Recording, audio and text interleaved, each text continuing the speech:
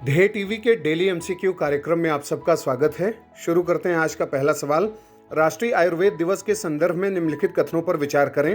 पहला, प्रथम राष्ट्रीय आयुर्वेद दिवस का आयोजन वर्ष 2015 में किया गया था। दूसरा, वर्ष 2022 में 7वां आयुर्वेद दिवस हर दिन हर घर आयुर्वेद की थीम के साथ मनाया गया। उपरोक्त में से कौन से कथन सत्य हैं? ए केवल एक, बी केवल दो, सी एक और दो दोनों, या फिर डी न तो एक न ही दो।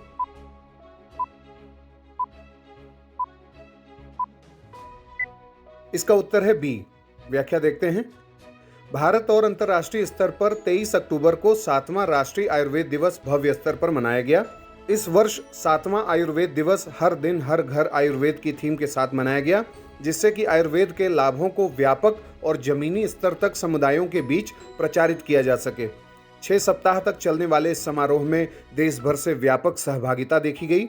भारत सरकार के 26 से अधिक मंत्रालयों और भारत के विदेश मंत्रालय के मिशनों और दूतावासों के सहयोग से आयुष मंत्रालय के संस्थानों और परिषदों द्वारा 5000 से अधिक कार्यक्रमों का भी आयोजन किया गया।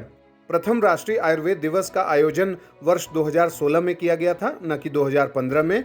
वहीं आयुष मंत्रालय के आई सपोर्ट आयुर्वेद अभियान को 1.7 करोड़ से अधिक लोगों का समर्थन प्राप्त हुआ है। अब बात करते हैं दूसरे सवाल की। भारतीय शहरी आवासन सम्मेलन 2022 हाल ही में कहां आयोजित हुआ? आपके ऑप्शंस हैं ए चेन्नई, बी बेंगलुरु, सी इंदौर, या फिर डी राजकोट।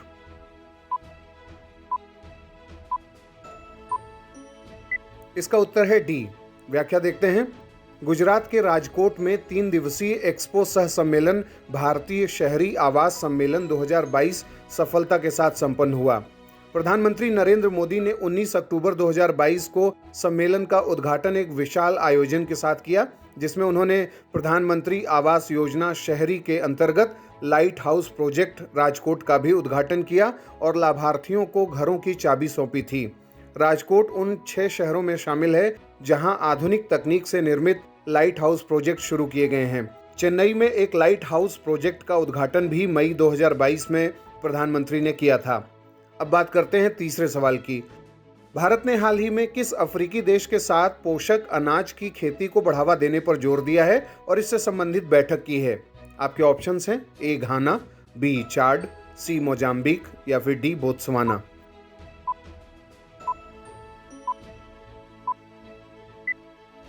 इसका उत्तर है डी। व्याख्या देखते हैं। भारत सरकार के केंद्रीय कृषि मंत्री और बोत्सवाना के मंत्री के बीच हाल ही में नई दिल्ली में आयोजित बैठक में पोषक अनाज की खेती को बढ़ावा देने पर जोर दिया गया। गौरतलब है कि भारत वैश्विक स्तर पर 2023 में अंतर्राष्ट्रीय पोषक अनाज वर्ष मनाने की तैयारियां भी कर रहा है। दोनों पक्षों ने अपने कृषि उत्पादों के लिए बाजार पहुंच यानी मार्केट एक्सेस के मुद्दों पर भी चर्चा की है और एक दूसरे को जल्द से जल्द मुद्दों को हल करने का आश्वासन भी दिया है। चूंकि कृषि और संबद्ध क्षेत्रों में सहयोग के लिए जनवरी 2010 में दोनों सरकारों के बीच हस्ताक्षरित समझौता ज्ञापन समाप्त हो गया है, इसलिए इन दोनों मंत्रियों ने इस क्षेत्र में दोनों देशों के बीच समझौता ज्ञापन के शीघ्र पुनः प्रवर्तन के लिए अपनी सहमति व्यक्त की है। अब बात करते हैं चौथे सवाल की। भारतीय गुणवत्ता परिषद के संदर्भ में निम्नलिखित कथनों पर विचार करें। पहला, भारतीय गुणवत्ता परिषद यानी QCI को कैबिनेट के निर्णय से अंतर मंत्रालयी कार्यबल सचिवों की समिति और मंत्रियों के समूह के बीच परामर्श के बाद यूरोपीय संघ के विशेषज्ञ मिशन की सिफारिशों पर वर्ष 1996 में नेशनल बॉडी फॉर एक्रीडिटेशन यानी राष्ट्रीय प्रत्यायन निकाय के रूप में स्थापित किया गया था। दूसरा, वर्ष 1860 के सोसाइटी पंजीकरण अधिनियम के तहत पंजीकृत QCI एक गैर लाभकारी संगठन है। उपरोक्त में से कौन से कथन सत्य हैं? ए केवल एक, बी केवल दो, सी एक और दो दोनों, या फिर डी न तो एक न ही दो।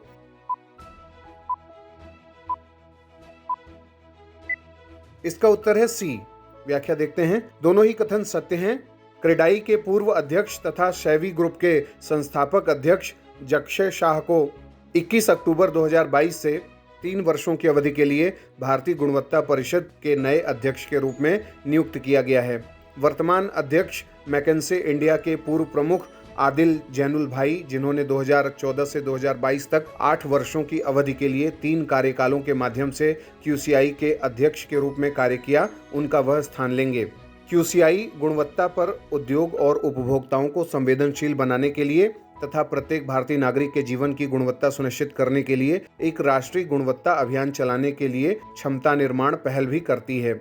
QCI 1 बिलियन से अधिक भारत के लोगों की गुणवत्ता की आकांक्षा को पूरा करने वाला एक संगठन बन गया है।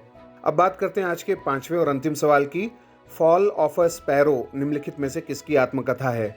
आपके ऑप्शंस हैं A Vandana Shiva, B Mike Pande, C Salim Ali या फिर D महेश रंगराजन।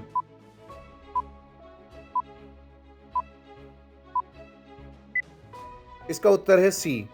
हाल ही में केंद्रीय पर्यावरण, वन और जलवायु परिवर्तन मंत्री भूपेंद्र यादव ने पर्यावरण, वन और जलवायु परिवर्तन मंत्रालय के तहत Salim Ali centre for ornithology and natural history में आयोजित स्वच्छता विशेष अभियान 2.0 का निरीक्षण किया। स्वच्छता और सुशासन इस अभियान के प्रमुख स्तंभ हैं। इस संस्थान ने इस विशेष अभियान के एक हिस्से के रूप में सभी तरह के कबाड़, फाइलें, धातु की वस्तुएं, ई कचरा, पुराने रिकॉर्ड, प्लास्टिक की वस्तुएं, रासायनिक बोतलें आदि को अलग करने की पहल की और इसे सुरक्षित और टिकाऊ तरीके से निपटाया गया। तो ये था आज का हमारा डेली MCQ कार्यक्रम। आपके 5 में से कितने सवाल सही हुए, कितने गलत, आप हमें कमेंट बॉक्स में बताएं। अगले MCQ के साथ जल्दी हाजिर होंगे। इजाज़त दीजिए, नमस्कार।